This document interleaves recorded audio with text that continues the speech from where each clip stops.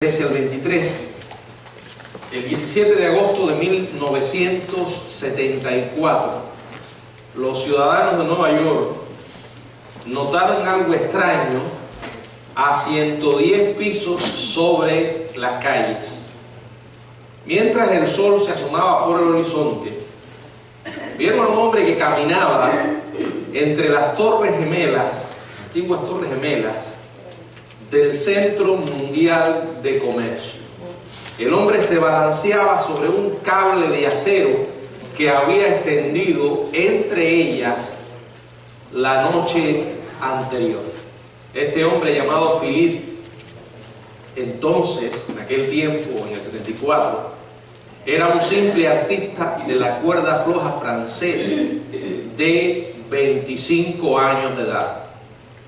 Los que fueron testigos de este espectáculo dicen que lo vieron caminar, danzar, saltar, correr a lo largo del tramo de casi 43 metros, no menos de 8 veces.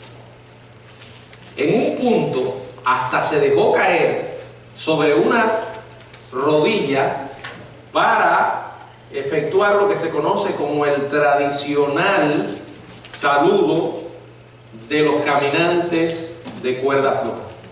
Tras 45 minutos, el aventurero salió de la cuerda hacia el agarre de los oficiales de policía que estaban desesperados, aguardando para arrestarle. Los amigos le advirtieron que el viento podía hacer que las torres se bambolearan y partiera en dos el cable, o quizás lo lanzara del alambre. Pero este hombre insistió y lo hizo sin arnés. No quería nada que viniera a restringir su sentido de libertad y disminuyera lo que para él sería el éxtasis de las alturas. El único aparato que utilizó fue un poste de balancearse de 55 libras. Philippe Petit creía que sentir la libertad ameritaba los riesgos. Si vamos a Romanos capítulo 14, el tema es qué hacer, cómo actuar en las cuestiones no esenciales, aquellas cosas que son lo que se podría llamar cuestiones de conciencia cristiana. En los primeros 12 versículos que lo vimos en el mensaje anterior, Pablo describe algo similar a un acróbata sobre un alambre que, al igual que Philippe, está experimentando el éxtasis de las alturas y disfruta de completa libertad. Recuerden esto: el asunto que trata Pablo en este capítulo 14 son aquellas cosas no esenciales. Y quiero repetirlo una vez más: los temas que la Biblia con claridad presenta a través de su verdad, de sus mandamientos, de sus principios, no son cuestionables ni dan lugar a opiniones, sino que Dios nos entrega para obediencia. Son verdades absolutas, claras, nítidas. No entran dentro de lo que llamamos nuestra conciencia. No son cuestiones no esenciales, son cuestiones esenciales. No hablamos de eso. Al Pablo no habla sobre eso. No aquellas cosas que la Biblia llama pecado, o aquellas cosas que Dios nos manda a hacer como parte de la voluntad de Dios. Nosotros no tenemos la facultad de cambiar lo que Dios dice. Si algo Dios dice que es malo y es pecado, es pecado. Y si alguien en un momento de su vida está desobedeciendo ese mandato de la Biblia, y usted con amor cristiano lo confronta, usted no está juzgando. El que juzga, en ese caso, quien está juzgando es Dios a través de su palabra.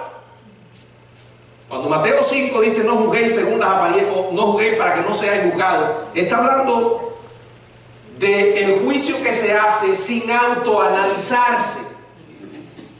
Que usted trate de condenar a alguien por mentiroso y usted sea un Pinocho más grande todavía.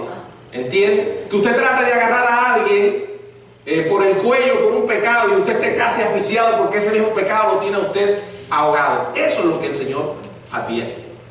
Dice que debemos examinarnos. El mismo Señor Jesucristo en el Evangelio de Juan dice: no juzguéis según las apariencias, juzgad con justo juicio. No te dejes llevar por la apariencia, vea los hechos, mira las evidencias. Ahora, aquí no está hablando de esas cuestiones, y lo repito porque muchas veces que predico esto, la gente a veces me viene a hacer preguntas y me doy cuenta que me están preguntando sobre cosas que no es lo que dice Romanos 14. Aquí está hablando de cuestiones no esenciales. En este caso, el problema que Pablo menciona es el comer carne sacrificada a los ídolos y el guardar ciertos días, que para él esas cosas no eran importantes, no eran ni buenas ni malas, sino todo dependía de lo que significaba para la persona. Y habla de cristianos fuertes y de cristianos débiles. Cuando menciona a un cristiano débil en estos asuntos, es alguien que tiene ciertos escrúpulos, cierta culpa al participar en alguna de estas cosas. Entonces dice: no lo haga. Pero si tú eres un cristiano fuerte en esa área, sobrelleva a tu hermano. No le sirvas de piedra de tropiezo. Y por cierto, repito lo que dije en el mensaje anterior, hay muchas áreas en las que tal vez seamos fuertes, pero hay otras áreas en las que somos débiles. Ahora, aún en esas cuestiones no esenciales, debemos recordar que hay principios que el Espíritu Santo toma y va trabajando en la vida de cada uno de nosotros según su voluntad. No todos crecemos al mismo tiempo en todas las áreas, no todos vemos las cosas de la misma manera, y hay que respetar eso. Es lo que yo siempre he dicho. Ni usted ni yo estamos facultados para convertirnos en el Espíritu Santo en la vida de otras personas. Porque, por ejemplo, yo tengo un problema con el alcohol, ya lo he dicho. Hay cristianos que piensan que beber un poco no es ningún problema. En realidad, la Biblia lo que condena es la borrachera. Cuando yo digo esto, no estoy haciendo una apología, una defensa del alcoholismo. Solamente estoy presentando un punto para ilustrar lo que digo. Ahora, para mí, beber un poco es un problema. ¿Entienden? Y si lo hago, estoy pecando, porque estoy pecando contra mi conciencia. Y es lo que dice Pablo: lo que no se hace con fe es pecado. Ahora hay otros que sencillamente no consideran que es malo. La idea es esta: si tú sabes que un hermano tuyo tiene un problema con eso, y esto es una cuestión que la Biblia no habla sobre eso, tú tienes la facultad dada por Dios, la libertad dada por Dios de participar o no. Pero tu amor por el hermano debe estar por encima del uso de tu libertad. Esa es la idea. No hablamos acá de cuestiones de mandamientos bíblicos. Hablamos de esas áreas en las que hay polémica. Yo el domingo pasado le mencionaba a una hermana otra área en la que la gente a veces discrepa. Hay muchas, si usted se pone a pensar, la manera en que algunos se visten, en la manera, los entretenimientos que algunos usan, e ir a ciertos lugares, hasta la cuestión de la Navidad, por ejemplo. Yo lo mencionaba, siempre se me ha olvidado este punto de la Navidad. Hay creyentes para los cuales poner un árbol de Navidad es un problema. Hay otros para los cuales no es ningún problema. ¿Entienden? Ahora, una de las cosas que vamos a enfatizar aquí es que estamos hablando del hermano débil. El hermano débil es alguien que sinceramente tiene ciertos problemas con algunas cosas que quizás tú no lo tengas. Y cuando hablo de un hermano débil, estoy hablando no de un hermano majadero, criticón, legalista. No, a eso tú no estás obligado a complacerlo. ¿Entiendes? Ahora, lo que sucede es que si usted tiene problema en un área y tampoco aplica el amor cristiano y te pones a juzgar a aquel que no tiene problema con eso, puedes llegar a convertirte en eso, en un criticón y en un legalista.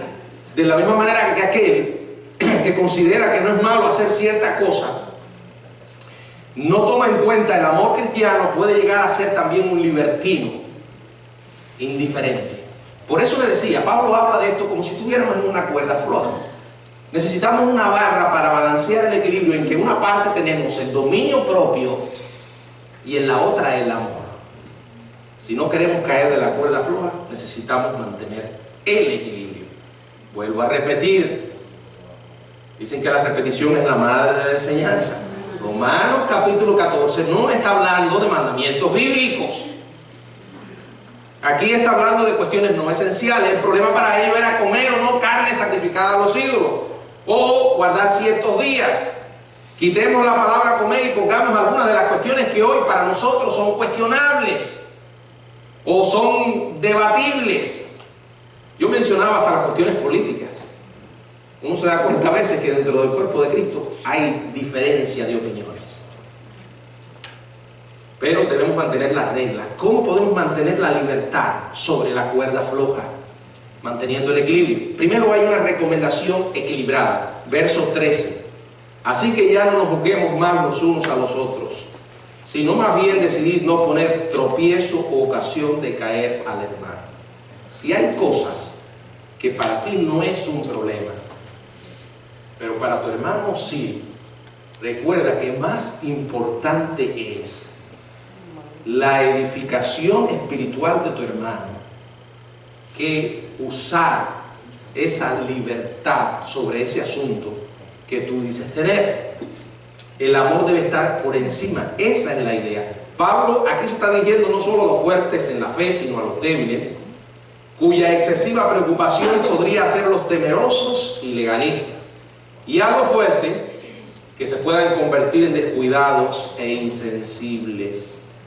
Cuando dice que eviten juzgar, evitemos menospreciarnos unos a otros, basado en la forma de conducirnos en materia de conciencia. ¿Captaron la idea?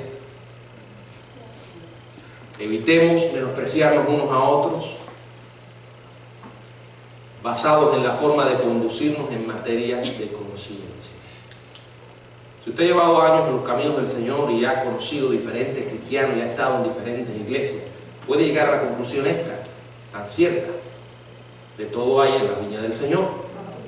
Y se encuentra cristianos con diferentes opiniones de todo tipo, que si las mujeres se pueden maquillar o no se pueden maquillar, que si usan arete o no deben usar arete, que si se deben cortar el pelo o no deben cortarse el pelo, que si de algunos cristianos, que si los cristianos deben o no ir a la playa, que si los cristianos deben ver ciertos programas de televisión o no deben, que si un cristiano puede o no oír cierta música o no. ¿Se dan cuenta? Y por ahí la lista sigue y sigue y sigue. Lo que me he encontrado en esto, que algunos creyentes a veces quieren que la Biblia diga lo que no dice. Y buscan la manera, hacen una especie de gimnasia bíblica para encontrar un versículo con el que le puedan dar en la cabeza a otro. Tenemos que aceptar que hay ciertas cosas sobre las cuales la Biblia guarda silencio. Ahora, hay principios que son aplicables. Yo lo mencionaba. Por ejemplo, la Biblia no habla de las drogas. Tampoco menciona el alcohol. Digo, el cigarro. Directamente. Ahora, todos los que estamos aquí coincidimos que son cosas que no se deben practicar. ¿Por qué? Bueno, porque hay un espíritu que obra tomando principios bíblicos. ¿Cuál? Que nuestro cuerpo es templo del Espíritu Santo. Ahora, tenemos que aceptar algo. No todos los creyentes van creciendo a la misma velocidad, al mismo nivel. Unos maduran más rápido, otros menos. Si Dios está haciendo la obra en alguien, en un área de su vida, y tú te apareces y comienzas a hacerle presión, a intimidarlo, a juzgarlo, estás comenzando a formar un hipócrita. ¿Qué es un hipócrita? Alguien que finge algo que no es. Y generalmente la gente se pone máscara con la intención de tratar de agradar a otros hombres. Es como el hijo que el padre está siempre encima de él con un látigo y llega un punto en que dice, voy a agradar a mamá y a papá, pero para esto voy a aparentar que soy tal cosa. La presión externa. Los grandes logros en la vida cristiana no se logran, no se obtienen por presión, sino por la motivación, por la obra interna del Espíritu. Porque, hermanos, cuando Dios produce un cambio en nuestra vida, lo hace para siempre. Cuando usted toma una decisión sobre una cuestión, porque se ha formado una convicción, es algo que nació de su interior y es lo que usted es. Pero cuando usted está actuando para agradar a otros, usted está poniendo una máscara, pura hipocresía. La Biblia dice que no debemos buscarnos unos a otros, y aquí menciona, decidan que, dice la palabra, no se pongan tropiezo u ocasión de caer a un hermano. ¿Qué es un tropiezo? Bueno, un tropiezo puede ser resultado de una caída, o se puede referir al mismo peligro de dar un traspié, como dar un tropezón. Imagínense a un cristiano con una enorme sonrisa, disfrutando de su libertad en Cristo, sin preocuparse del mundo. Entonces imagínense a alguien que viene y le pone un traspié, con un legalismo. Una ocasión de caer es una trampa, en sentido literal es una caja con un cebo y una puerta con un resorte montado, no muy distinta a una trampa para conejo. En sentido figurado se usaba para referirse a cualquier medio por el cual una persona era llevada a su fin. Visualice a un cristiano recién convertido que trata de discernir lo que es y no es apropiado, tomando pista del ejemplo de creyentes maduros. Y ahora imagine a un creyente descuidado, por ejemplo, que considera que tomarse un trago, o sea, un poco de vino, no es malo, que la Biblia lo que condena es la borrachera. Yo tengo esta libertad, la está usando con personas débiles, delante de personas débiles, y defiende su derecho diciendo, para mí esto no es malo, la Biblia no lo condena. Y con su imprudente ejemplo le ha tendido una trampa a su hermano en Cristo. Esa es la idea. No se pongan tropiezo unos a otros.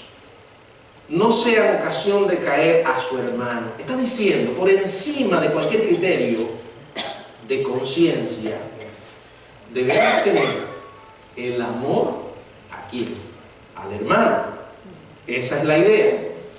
En segundo lugar, aquí deja 3 principios de vida para mantener el equilibrio. Pablo dice varias cosas. Primero, nada es limpio o impuro por sí mismo. Versos del 14 al 16.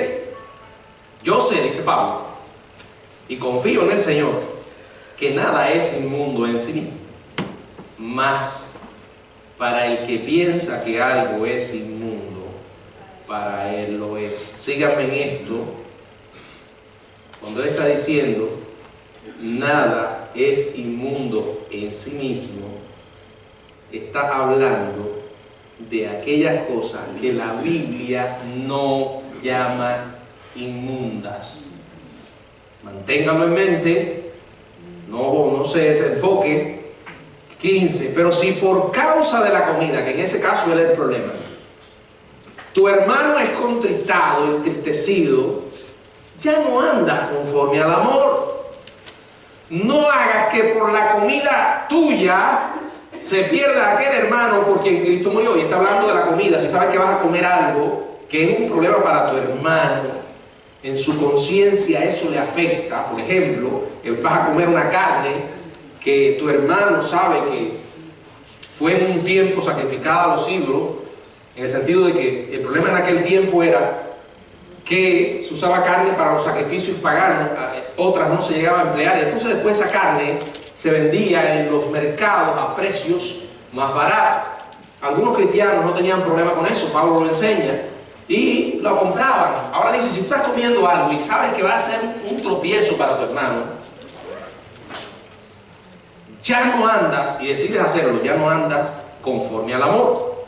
No hagas que por la comida tuya se pierda aquel por quien Cristo murió. En otras palabras, no hagas que por esa decisión, eso que vas a hacer, que quizás no es pecado, pero no es sabio hacerlo, no lo hagas. Porque hay algo más maravilloso que está en juego. ¿Qué es? Tu hermano. Dice el verso 16: no sea pues vituperado vuestro bien. Nada es limpio o inmundo en sí mismo. Quiero leer algunos versículos. Por ejemplo, en Marcos 7, 15, dice el Señor Jesucristo: nada hay fuera del hombre que entre en él que le pueda contaminar. Pero lo que sale del hombre, esto es lo que contamina. Primera Timoteo capítulo 4, versos del 3 al 5. Primera Timoteo capítulo 4, del 3 al 5. Dice: prohibirán casarse y mandarán abstenerse de alimentos que Dios creó, para que con acción de gracia participasen de ella todos los creyentes y los que han conocido la verdad. Porque todo lo que Dios creó es bueno y nada es de desecharse si se toma con acción de gracias. Porque por la palabra de Dios y por la oración es santificado. Tito capítulo 1, verso 15. Todas las cosas son puras para los puros, mas para los corrompidos e incrédulos nada le es puro, pues hasta su propia mente y su conciencia están corrompidos. Miren, los objetos inanimados no pueden ser buenos ni malos, porque no tienen ni mente ni voluntad. Los ídolos no son nada hasta que alguien les adjudica, les ascribe un significado. ¿Qué es un ídolo? Un muñeco hecho de yeso o de madera. Ciertamente a través de la idolatría pueden manifestarse los demonios, pero no es por el objeto en sí, es por la fe, por la creencia, por el significado que alguien le da a ese objeto. Y aquí la idea es que nada es inmundo en sí mismo.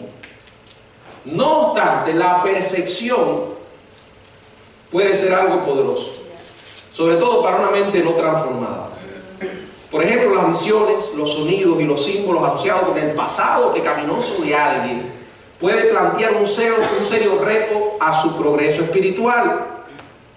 Cuando alguien que está parado sobre una fe de piernas débiles se repliega ante la percepción de un peligro, un creyente maduro tiene una opción: amar el placer o amar al prójimo, seguir adelante en lo que considera que no es malo o que ciertamente para él no es malo hacerlo, o amar al prójimo.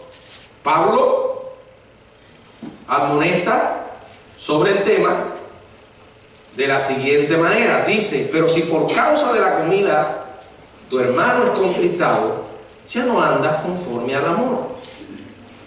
No hagas que por la comida tuya se pierda aquel por quien Cristo murió. Un creyente débil puede resultar lastimado si ve a un hermano hacer algo que él considera pecaminoso. Todavía peor, el creyente fuerte puede hacer que su hermano más débil viole su propia conciencia. Cuando aquí dice se pierde, está hablando de una devastación en su crecimiento espiritual. Está hablando de retener ese crecimiento espiritual. Está hablando de dañar ese crecimiento espiritual. Ahora, siempre que hablamos de este tema, hay una pregunta que surge. ¿Significa esto que si yo soy maduro o fuerte en un área, tengo que pasarme la vida en una prisión construida por las sensibilidades de los cristianos débiles? No.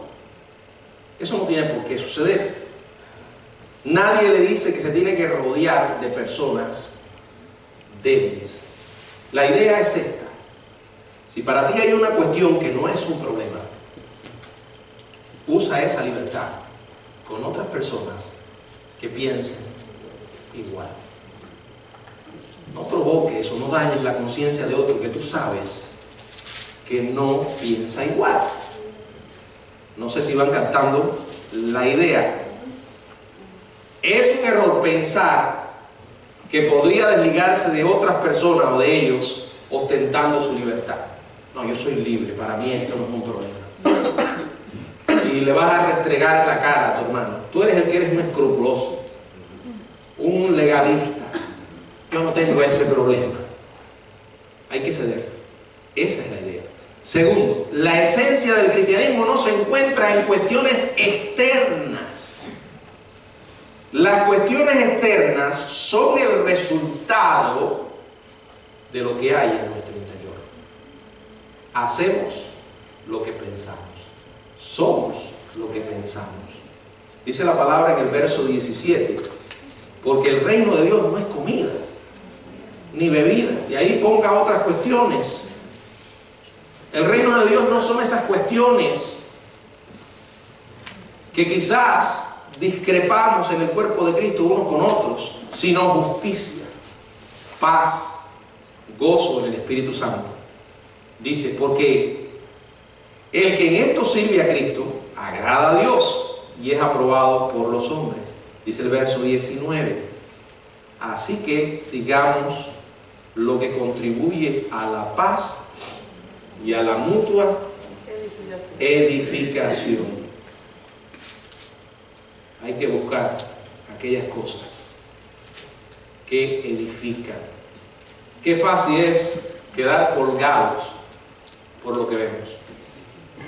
Y qué fácil es emitir juicios solo basados en las apariencias. Cada vez que hacemos esto nos equivocamos. Me ha pasado muchísimas veces y creo que a ti también, ¿verdad? Juzgamos a las personas por sus hábitos, por lo que comen, cómo se visten, la recreación.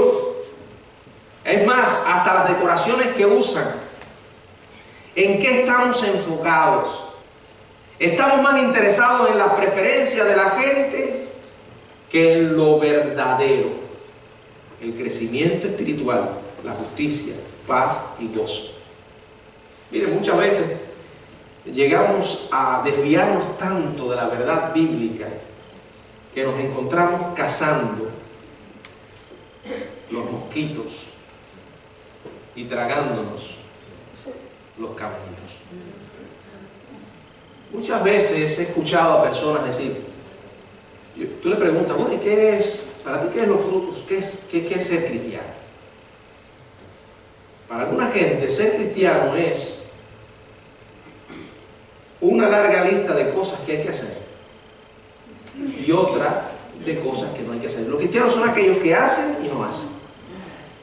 Nada más. Pero eso es una caricatura de lo que es ser cristiano. Ser cristiano es una persona transformada por Dios y la transformación que Dios opera es algo de adentro hacia afuera.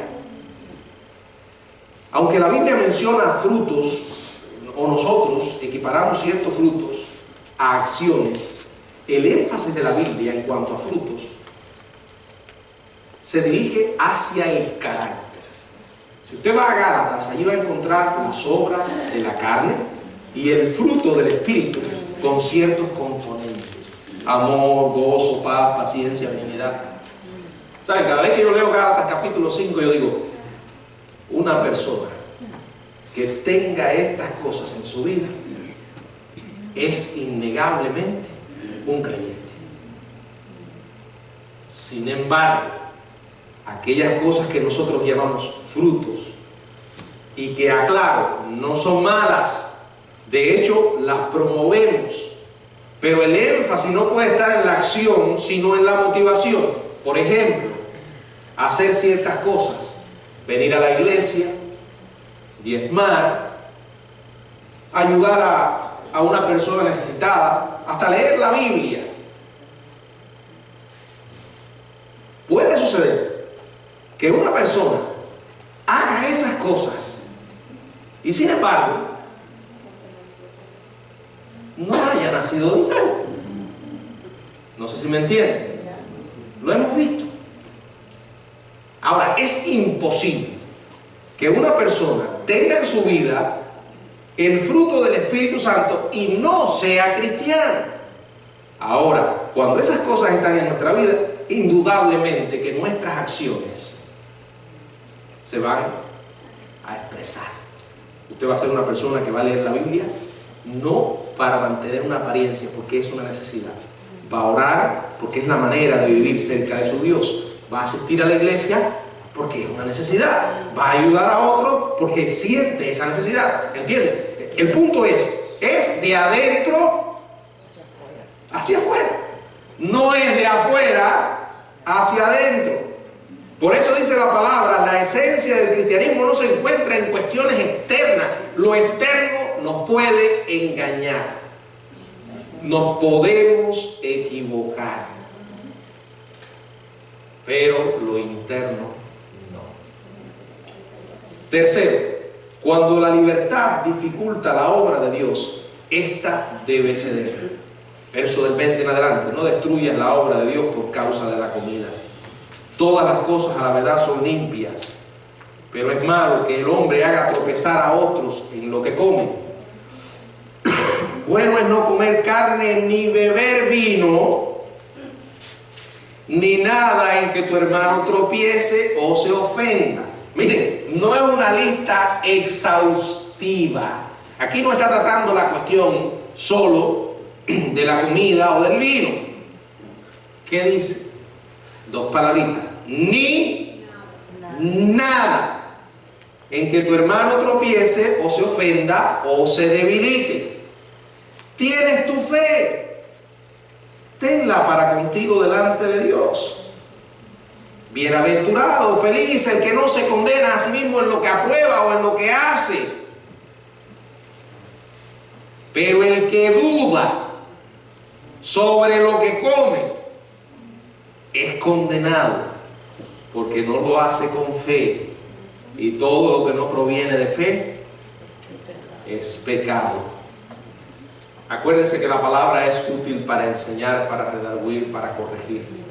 Y para aplicarla tenemos que salir del contexto en que fue dicho esto y usar aquí los elementos que menciona: comer, beber, para aplicar el principio a todas esas cuestiones que hoy usted y yo podamos mencionar y en las que sabemos que hay distintas opiniones. Pero recuerden, y volvemos a lo primero, aquí no está hablando de cuestiones esenciales, aquí no está hablando de mandamientos bíblicos, aquí está hablando de aquellas cuestiones en las que hay distintas opiniones. Y miren, hermano, las hay. Todo depende cómo el cristiano se haya formado y lo que ha sido su pasado.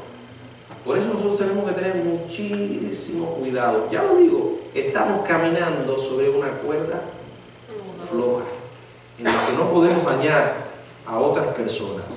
Ahora quiero terminar dando algunos recordatorios para mantener el equilibrio que están en los versículos del 21 al 23. Dice: bueno es no comer carne ni beber vino, ni nada en que tu hermano tropiece o se ofenda o se debilite. Primero, sea considerado. Usted no vive aislado, usted es parte de un cuerpo. Primera a los Corintios capítulo 6, verso 12. Todas las cosas me son lícitas, mas no todas convienen. Todas las cosas me son lícitas, mas yo no me dejaré dominar de ninguna. Aplique un poco de sabiduría. Aquí ya usted sabe que Pablo no está hablando de cuestiones esenciales. Aquí no está hablando de los mandamientos o las verdades reveladas con toda claridad en la Biblia. Aquí está hablando de estas cuestiones de conciencia. Porque si Pablo se estuviera refiriendo a los mandamientos, eso no cabe. Porque entonces no todas las cosas me son lícitas. ¿Entienden? Hay cosas que no son lícitas, que Dios llama pecado. No se está refiriendo a eso. Son aquellas cosas que son, digamos, moralmente neutras. Puede ser que una cosa no sea mala, pero si te llega a dominar, ya se ha convertido en algo negativo. Una cosa tan buena como comer. ¿Verdad que es bueno comer? Mira a Teresa como dice que... Ahora, usted puede convertir el comer ¿en qué? En un pecado. ¿Verdad? No es malo ser una persona comunicativa. Pero si usted es demasiado comunicativo, puede convertirse en un chismoso. ¿Entiende? No es malo tener amistades. Pero si usted tiene una amistad excesiva con alguien de su propio sexo o de un sexo contrario, esa amistad puede malformarse. ¿Entiende? A eso es lo que está hablando Pablo, de todas estas cuestiones. El vestirse de cierta manera.